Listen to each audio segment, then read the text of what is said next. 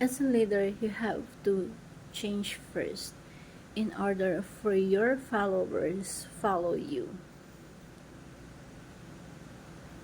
Katulad ng takip ng isang bote. Although uncomfortable yung situation, but you have to be in control to rule over, na maging balance at huwag tumapon yung iniingatan mong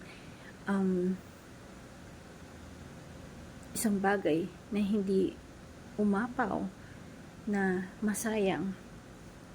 Bilang takip, you have to be in control of changing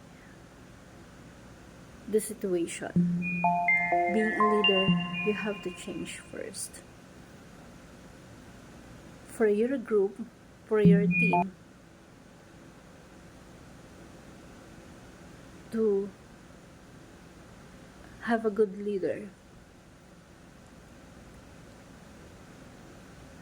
Meaning, sa'yo pa lang, nakikita sa galaw mo yung pagbabago, yung improvement.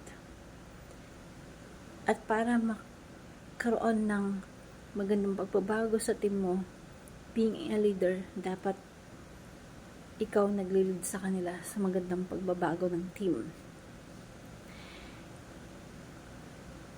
At magandang maging habit ng isang leader na there's always an improvement, a room of improvement. Nang sa ganon, you lead your team into the right direction. At magkaroon ito ng magandang result, ng magandang outcome. So, tayo bilang a leader, lagi natin ini-aim, gina-goal na there's something changes, improvement happens sa team natin. Pero, mangyayari yun, as a leader, you have to change first for your followers, for your team. Totally changes. Kasi sa'yo, bilang leader, dapat nakikita ang pagbabago. So, hope this simple message, you learn something, na being a leader, you have the habit of character of always improving yourself. Be the change of a youth leader, the change that you wanted to be, the change that you desired to be, in order for you to achieve the dream that you wanted in a group.